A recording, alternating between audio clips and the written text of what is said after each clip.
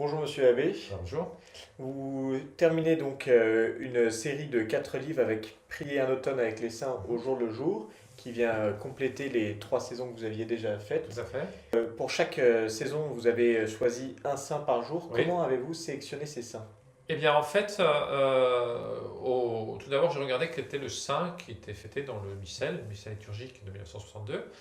Et donc, c'est le cas pour la moitié, plus de la moitié des saints qui ont été choisis, ont été sélectionnés de cette manière-là.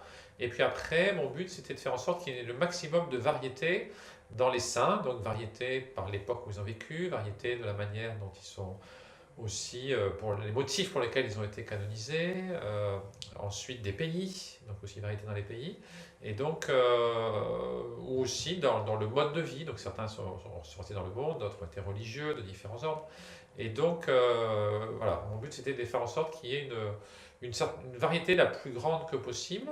Et alors je me suis, pour essayer de trouver ensuite le choix, m'arrêter à un saint en particulier, donc je me suis appuyé sur des lettres pastorales qui ont été faites sur des saints. Ensuite, il y a les Bollandistes, ensuite les Bénédictins de Paris. Donc il y a beaucoup d'autres ouvrages que j'ai dû lire, fouiller pour essayer de trouver donc, les saints qui me semblaient les plus intéressants pour les fidèles. Voilà.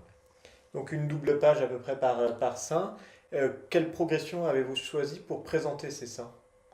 Alors, l'idée, en fait, c'était de faire en sorte que, pour éviter un texte compact de 2 pages, c'était de faire en sorte de pouvoir d'abord avoir une citation de la Sainte Écriture, donc Dieu nous parle, qui résume un petit peu l'orientation donnée par la vie du saint. Et puis ensuite, ce que j'ai appelé méditation, mais qui est souvent le résumé de la vie du saint, ou un panégyrique, donc c'est plutôt une vertu du saint qui est mise en valeur. Et puis ensuite, quand j'ai essayé de mettre aussi les attributs du saint. Donc, quand on visite une église, par exemple, comment reconnaître un saint. Et puis ensuite également le patronage, dans quelles circonstances on invoque tel saint. Et puis après, une prière, c'est souvent la collecte qui résume en quelques mots la vie du saint. Et puis ensuite, après, deux pensées. Quand c'est possible, la pensée du saint lui-même, c'est ce qu'il y a de mieux.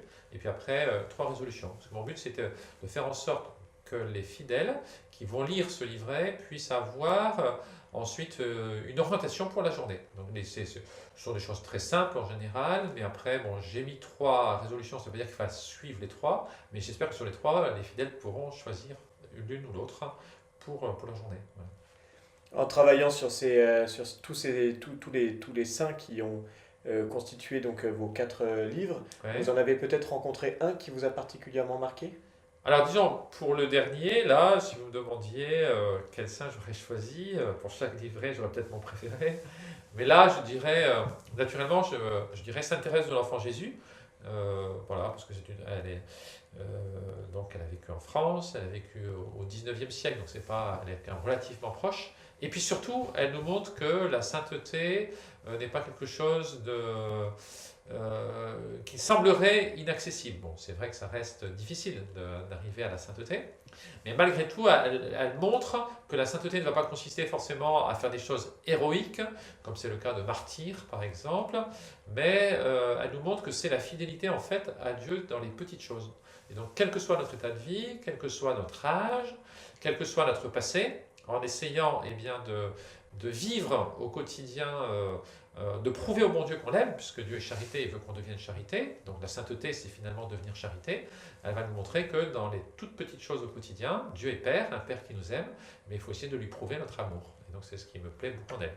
Je pourrais par exemple citer une citation de Sainte Thérèse, donc, parce qu'elle est fêtée le 3 octobre, et qui montre à la fois que c'est une spiritualité qui est accessible, mais en même temps qui a aussi ses exigences. Voyez, parce que, elle dit par exemple à une religieuse, vous recherchez trop vos satisfactions en toutes choses.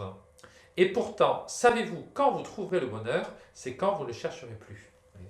Donc en fait, celui qui se recherche, en fait, et on voit par là un fond d'égoïsme, et comme le but c'est de devenir charité, mais il faut savoir s'oublier.